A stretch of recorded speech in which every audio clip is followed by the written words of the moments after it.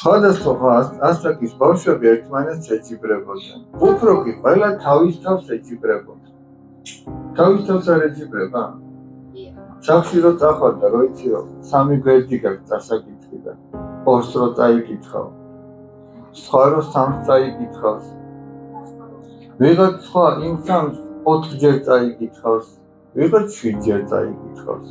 ვინ გაიმარჯვებს?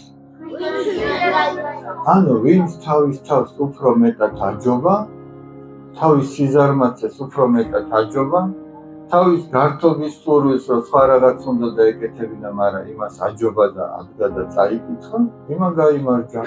ან იგივე სპორტსმენი, ვინც უფრო მეტად ივარჯიშა და არ დაიზარა, იმან გაიმარჯვა. ისე რომ ყველა თავის თავს ეჯიბრება. და ჩვენ მე აქ იცი რას გამოვავლენთ ხოლმე? სახში ვინ როგორ მოერია თავის თავს, თავის სიზარმაცეს.